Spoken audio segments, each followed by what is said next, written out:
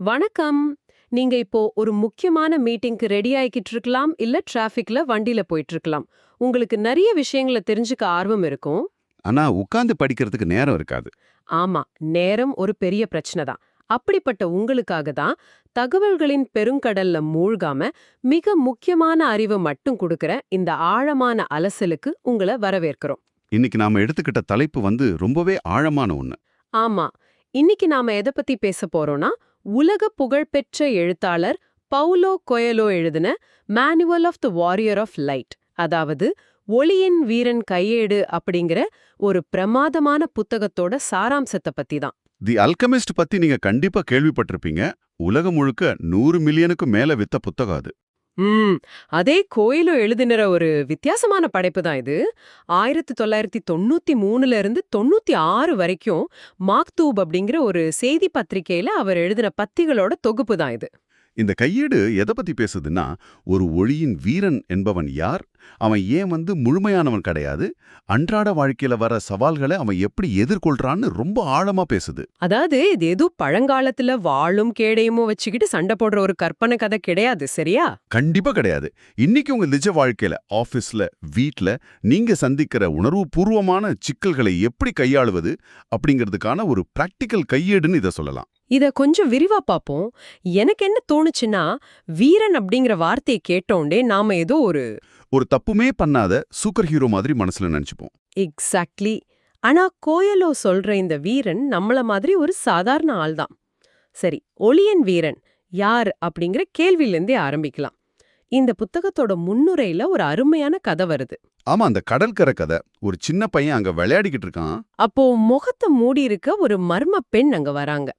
அவங்க அந்த பையன்கிட்ட இந்த கடலுக்கு அடியில பழமையான ஒரு கோயில் மூழ்கி இருக்கு, அங்க நிறைய மணிகள் இருக்கு, அதோட சத்தம் உனக்கு கேக்குதான்னு கேக்குறாங்க. அந்த பையனும் பல நாள் அங்கேயே உட்கார்ந்து அந்த மணியோசையை கேட்க ட்ரை பண்றான்.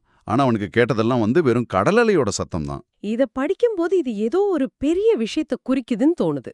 இதுல ரொம்ப சுவாரஸ்யமான விஷயம் என்னன்னா, அந்த பையன் எப்படி அந்த கோயில் மணியோட சத்தத்தை கேட்க பழகுறான்னு கோயில சொல்ற விதம் தான். முதல்ல அந்த பையன் கடலோட இரைச்சலை முழுசா ஏத்துக்க பழகணும். ஓ, அந்த இரைச்சலை ஒதுக்க கூடாது. ஆமா, ஒதுக்க முடியாது. அந்த அலைகளோட சத்தத்தால அவனோட கவனம் சிதறாம இருக்க அவன் பழகணும். அதுக்கப்புறம் தான் ரொம்ப ஆழத்துல ஒலிக்கிற அந்த மணி ஓசை அவனுக்கு கேட்க ஆரம்பிக்கும். இது அப்படியே நம்ம அன்றாட வாழ்க்கையோட ஒப்பிட்டு பார்த்தா ரொம்ப சரியா பொருந்தது. நம்மள சுத்தியும் எப்பவும் ஒரு இரைச்சல் இருந்துகிட்டே இருக்கு. சோஷியல் மீடியா நோட்டிஃபிகேஷன்ஸ், சொந்தக்காரங்களோட எதிர்பார்ப்புகள், சமூகத்தோட அழுத்தங்கள்னு ஒரு பெரிய இரைச்சல் தான் இது. நான் என்ன நினைச்சேன்னா, இந்த இரைச்சல் எல்லாம் நாம ஒதுக்கி வச்சுட்டு தான் அமைதியை தேடணும்னு. அது நடைமுறையில சாத்தியம் இல்ல. ஆபீஸ்ல பாஸ் திட்டுறதோ இல்ல இஎம்ஐ டென்ஷனும் எப்பவும் இருக்கதான் செய்யும். அதையெல்லாம் தாண்டி உங்களுக்குள்ள ஒரு ஆழமான உண்மையான குரல் இருக்குல்ல, அதுதான் அந்த கடலடி கோயில் மணி. ரொம்ப அழகான ஒரு விளக்கம். அப்போ அந்த மர்ம பெண் ஒளியின் வீரன் யார் அப்படிங்கிற கேள்விக்கு என்ன பதில் சொல்றாங்க? அவங்க சொல்றாங்க, வாழ்க்கையோட அற்புதத்தை புரிஞ்சிக்க கூடியவன், தான் நம்புற விஷயத்துக்காக கடைசி வரைக்கும் போராடுறவன், கடலடியில ஒலிக்கிற மணியோசைய கேட்கும் திறன் கொண்டவன் தான் ஒளியின் வீரன் அப்படின்னு. இதுல ஹைலைட் என்னன்னா, அந்த பையன் தன்னை ஒருபோதும் ஒரு போராளியா நினைச்சதே கிடையாது. ஆனா அந்த பெண் சொல்றாங்க, நாம் எல்லோருமே ஒளியின் வீரர்கள் தான், ஆனா யாருமே அப்படி நினைக்கிறது கிடையாதுன்னு. ஆமா, அது ஒரு மிகப்பெரிய உண்மை. அந்த இடம் எனக்கே நிஜமா ஒரு ஆஹா தருணமா இருந்துச்சு. நாம எல்லாருமே ஒரு வகையில அந்த போராளிகள் தான் அப்படின்னு நினைக்கும்போது நமக்கே ஒரு சின்ன நம்பிக்கை வருது. தினமும் காலையில எழுந்து நமக்கான உண்மைகளுக்காக நம்ம ஒவ்வொரு நாளும் போராடிக்கிட்டு தான் இருக்கோம். ஆனா இங்க ஒரு சுவாரஸ்யமான விஷயம் என்னவென்றால், வீரன் போராளின்னு சொல்லிட்டாலே அவன் ரொம்ப பெர்ஃபெக்ட்டான ஒரு ஆளா இருப்பான் அப்படின்னு தானே நம்ம நினைப்போம். அங்கதான் கோயிலோ நம்மளோட அந்த பிம்பத்தை உடைக்கிறாரு. ஒரு வீரன் அப்படின்னா அவன் ரொம்ப பர்ஃபெக்டானவன்னு நம்ம நம்பி வச்சிருக்கோம். ஆனா ஒளியின் வீரன் ஒருபோதும் பரிபூர்ணமானவன் கிடையாது. குறைபாடுகள் அவன்கிட்ட நிறைய இருக்குன்னு சொல்றீங்களா? கண்டிப்பா. அவன் தப்பு பண்ணுவான். சின்ன சின்ன விஷயத்துக்கெல்லாம் தேவையில்லாம கவலைப்படுவான். நமக்கு இதுக்கு தகுதி இருக்கான்னு தன்னைத்தானே சந்தேகப்படுவான். இதை ஏத்துக்க கொஞ்சம் கஷ்டமா இருக்கே. ஒரு வீரன் தப்பு செய்வான், குழப்பம் அடைவான்னா, அப்புறம் அவனுக்கும் சாதாரண மனுஷனுக்கும் என்ன வித்தியாசம்? அந்த புத்தகத்துல சில நடைமுறை உதாரணங்கள் சொல்றாங்க பாருங்க. ஒரு வீரன் சில நேரங்கள்ல இல்லன்னு சொல்ல வேண்டிய இடத்துல ஆம்னு சொல்லியிருப்பான். அட, ஆமா, இது எனக்கே நிறைய தடவை நடந்திருக்கு. ஆபீஸ்ல வேலையே தலைக்கு மேல இருக்கும். அப்ப பாஸ் வந்து இன்னொரு வேலைய கொடுக்கும்போது முடியாதுன்னு சொல்ல தைரியம் இல்லாம ஓகே சார்னு சொல்லியிருப்போம். வீட்டுக்கு வந்ததும் ஏண்டா ஓகே சொன்னோன்னு தலையில அடிச்சுப்பீங்க. அதே மாதிரி வீரன் சில சமயம் தன்னோட அன்புக்குரியவர்களை ரொம்பவே காயப்படுத்தி இருப்பான். சில நேரங்கள்ல அவன் வாழ்க்கைய அர்த்தமற்றதா அவனுக்கு தோணும். இது எல்லார் வாழ்க்கையிலயும் நடக்கிறது தானே. அப்புறம் எப்படி அவன் உண்மையான வீரன் ஆகுறான்? இந்த தப்புகள் தான் அவனை வீரனாக்குது. ஏன்னா அவன் தோத்து போனாலும் அவனோட தவறுகள்லேருந்து கேள்விகள் கேட்கறான், காரணங்களை தேடுறான், தன்னை மேம்படுத்திக்கணும் அப்படிங்கிற நம்பிக்கைய அவன் ஒருபோது இழக்கிறதே இல்ல. அவனோட கண்கள்ல எப்பவும் ஒரு பிரகாசம் இருக்கும்னு கொயலோ சொல்றாரு. அதுவா? எக்ஸாக்ட்லி, அந்த பிரகாசம்தான். ஆனா இன்னொரு முக்கியமான விஷயமும் இருக்கு. மத்தவங்க பார்வையில இந்த வீரன் ஒரு பைத்தியக்கார மாதிரி கூட தெரியலாம். பைத்தியக்கார மாதிரியா? ஏன் அப்படி?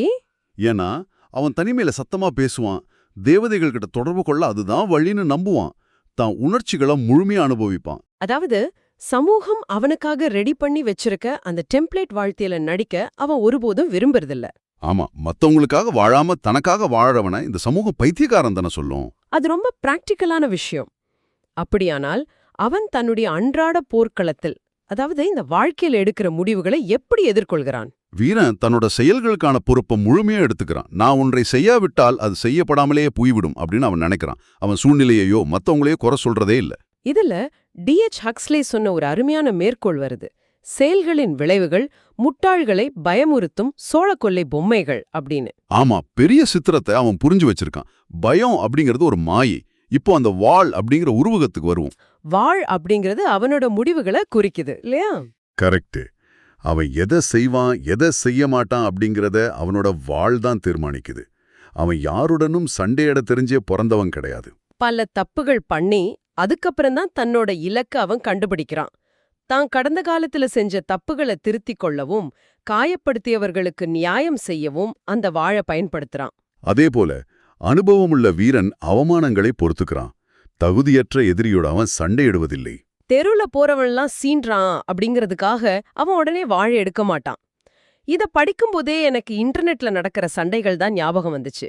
ரொம்ப அட்டகாசமான உதாரணம் அது. அந்த தகுதியற்ற எதிரி அப்படிங்கிறது இன்னைக்கு சோஷியல் மீடியால இருக்கிற ட்ரால்ஸ், இல்லனா ஆபீஸ்ல எப்ப பார்த்தாலும் உங்களை மட்டம் தட்டுற ஒரு சக ஊழியரா இருக்கலாம். வீரன் சண்டைய தவிர்ப்பான். அது அவனது சிறந்த வியூகமே தவிர கோழைத்தனம் அல்ல. ஏன்னா எதிரியிடமிருந்து அவன் பரிசுகளை பெறுவதில்லை. சண்டை போட்டு ஜெயிக்கவரால எந்த பிரயோஜனமும் இல்லைன்னு அவனுக்கு தெரியும். தன் ஆற்றலை எங்க பயன்படுத்தணும் அப்படிங்கிற விவேகம் அவனுக்கு இருக்கு. ஆனா அந்த விவேகம் எப்படி வருது? நாம பல நேரங்கள்ல எமோஷனலாகி உடனே ரியாக்ட் பண்ணிடுறோம்ல. வீரன் எப்படி இவ்ளோ தெளிவா இருக்கான்? அங்கதான் உள்ளுணர்வு அப்புறம் தியானத்தோட பங்கு வருது. வீரன் போர்க்களத்தில் இருக்கும்போது உள்ளுணர்வை பயன்படுத்துறான். ஆமா, கோயலோ சொல்றாரு, உள்ளுணர்வு என்பது கடவுளின் அரிச்சுவடி அப்படின்னு. அப்புறம் அமைதியான காலங்கள்ல கடவுள் அனுப்புகிற அறிகுறிகளையும் வீரன் கவனிக்கிறான். தியானம் பண்ணும்போது அவன் சும்மா அமைதியா உட்கார்ந்து தன் மனச வெறுமையாக்குறான். அப்போ அவன் வெறும் மனிதன் அல்ல, உலகின் ஆன்மாவின் ஒரு தீப்பொறி அப்படிங்கறத உணர்வான். உலகின் ஆன்மா, அதிலிருந்து அவனுக்கான வழிகாட்டுதல் அந்த அமைதியில கிடைக்கணும்னு சொல்றாரு. இது நம்ம வாழ்க்கையில ரொம்ப ஈடுபாட்டோட ஒரு வேலையை செய்யும்போது கிடைக்கிற ஒரு ஃப்ளோ ஸ்டேட் மாதிரி இருக்கு. கரெக்ட். அந்த நேரத்துல ஒட்டுமொத்த பிரபஞ்சத்தோட ரகசியமும் அவனுக்கு புரியும். ஒருவன் ஒன்றை ஆழமாக விரும்பினால் அதை அடைவதற்கு இந்த பிரபஞ்சம் முழுவதும் ஒன்றிணைந்து அவனுக்கு சாதகமாக செயல்படும். இதனாலதான் வீரன் தன் எண்ணங்கள் குறித்து மிகவும் கவனமா இருப்பான். அவனுக்குள்ள நெகட்டிவ் எண்ணங்களை வந்தா கூட அதை வளர விட மாட்டான். இன்னொரு முக்கியமான விஷயம், மாற்றம் தேவைப்படும் போது எனக்கு இதுல விருப்பம் இல்ல அப்படிங்கிற வார்த்தை ஒரு பொறி என்பதை அவன் அறிவான். ஆமா, உணர்வுகளை காரணம் காட்டி ஒரு முக்கியமான மாற்றத்தை தவிர்க்கிறது எவ்வளவு பெரிய தப்புன்னு அவன் உணர்ந்திருக்கான். அப்புறம் எல்லாவற்றையும் தெரிந்தது போல் காட்டிக்கொள்ளும் குருமார்களை வீரன் நம்புவதில்லைன்னு காயலோ சொல்றாரு. அவன் ஆசான்களை மதித்தாலும் ரசவாதத்தோட ஒரு தத்துவத்தை பயன்படுத்துறான். அதாவது கரைத்து ஒன்றாக்கு அப்படிங்கிற கான்செப்ட். கரைத்து ஒன்றாக்கு, இது கொஞ்சம் வித்தியாசமா இருக்கே. சூழ்நிலைக்கு ஏற்பத்தான் ஆற்றலை எப்ப குவிக்கணும் எப்ப சிதறடிக்கணும்னு அவனுக்கு தெரியும். எப்ப வேகம் காட்டணும் எப்போ ஒதுங்கி நின்னு ஓய்வெடுக்கணும்னு அவன் முடிவெடுப்பான். அது ரொம்ப உண்மையான விஷயம். பல நேரங்கள்ல நம்ம வாழ்க்கையோட வேகம் நம்ம கையில இருக்கிறதே இல்ல. சரி, இப்போ பகிர்ந்தளித்தலும் தீமையை எதிர்கொள்ளுதலும் அப்படிங்கிற பகுதிக்கு வருவோம். ஒளியின் வீரன் நெருப்பைச் சுற்றி அமர்ந்து தன் கதைகளை நண்பர்களோடும் பகிர்ந்து கொள்வான்னு சொல்றாரு. தன்னோட வியூகங்களை பகிர்வதால வெற்றிகளை இழந்து விடுவோன்னு அவன் ஒருபோதும் பயப்படுவதில்லை. இப்படி நம்மளோட ஸ்ட்ராட்டஜி எல்லாம் மத்தவங்களுக்கு சொல்லி கொடுத்தா ஒருவேளை நாம தோத்துருவோமோன்னு ஒரு சாதாரண மனுஷனுக்கு தோணும்ல. ஆனா மத்தவங்களுக்கு உதவுவதன் மூலம் நாமும் உதவி பெறுகிறோம் அப்படிங்கிற தத்துவத்தை வீரன் அறிவான். ஒருவேளை அவன் தனிமையில ஒரு வெற்றியை அடைந்து அங்கு கொண்டாடுவதற்கு யாரும் இல்லை என்றால் அந்த போராட்டமே வீணானது. தனிமையில கிடைக்கிற வெற்றி சந்தோஷத்தை தராது. சூப்பர். அதே போல தீமையை எதிர்கொள்ளும் விதம் பத்தி கொயலோ கொடுத்திருக்கிற ஐடியா ரொம்ப பிராக்டிக்கலா இருக்கு. தீமை அவனிடம் வந்து பேசினால் அவன் அதை கவனமாக கேட்பான். அது தன் திட்டங்கள் அனைத்தையும் பேசி தீர்த்து சோர்வடைந்து காலியாகும் வரை அவன் காத்திருப்பான். அதுக்கப்புறம் அமைதியா எழுந்து சென்று விடுவான். அந்த தீமைக்கு அவனை பின்தொடர சக்தி இருக்காது. இது எனக்கு ஆபீஸ்ல எப்ப பார்த்தாலும் குறை சொல்ற பாஸ் ஞாபகத்துக்கு வருது. ஆமாம், அவங்க கத்தும்போது நாமளும் திருப்பி கத்துனா அவங்களுக்கு எனர்ஜி கூடும். ஆனா நாம அமைதியா உட்காந்து ரியாக்ட் பண்ணாம இருந்தா அவங்களே சோர்வடைஞ்சிருவாங்க. உங்களை சீன்றவங்களுக்கு நீங்க கொடுக்கிற மிகப்பெரிய பதிலடியே ரியாக்ட் பண்ணாம பொறுமையா இருக்கிறது தான். ரொம்ப ஆழமான சிந்தனை இது. ஆக ஒளியின் வீரன் என்பது ஏதோ மாயாஜால கதை அல்ல. அது நாம் அனைவரும் நம்முள் வளர்த்து கொள்ள வேண்டிய ஒரு மனநிலை. தவறுகளை ஒப்புக்கொள்வது, விமர்சனங்களை தாங்குவது, உள்ளுணர்வை நம்புவது மற்றும் தகுதியான போர்களை மட்டும் தேர்ந்தெடுப்பது ஆகியவை இதுல அடங்கும். ஆமா, உங்கள் வாழ்க்கையிலும் இது போன்ற சவால்களை நீங்கள் தினமும் சந்திக்கிறீர்கள் அல்லவா? உங்களை சுற்றியுள்ள உலகம் நீங்கள் எப்படி இருக்க வேண்டும் என்று சொல்லும்போது உங்கள் உள்மனதின் குரலை கேட்பது எவ்வளவு முக்கியம் என்பதை இது காட்டுகிறது. உலகத்தோட இரைச்சலை தாண்டி உங்களுக்குள்ள ஒழிக்கிற அந்த மணியோசையை கேட்க பழகிறது தான் இதுல முக்கியம். ரொம்ப அழகா பேசி முடிச்சிங்க.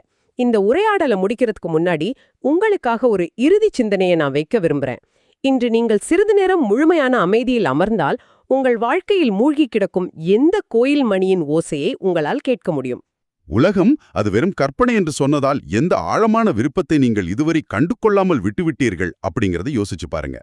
அந்த மணியோசையை இன்னைக்கு திரும்ப கேட்கத் தொடங்குங்க. ஏன்னா உங்க ஒவ்வொருத்தருக்குள்ளேயும் ஒரு ஒளியின் வீரன் இருக்கான். மீண்டும் அடுத்து ஒரு ஆழமான அலசலில் சந்திப்போம். அதுவரைக்கும் தொடர்ந்து தேடுங்க, தொடர்ந்து வளருங்க.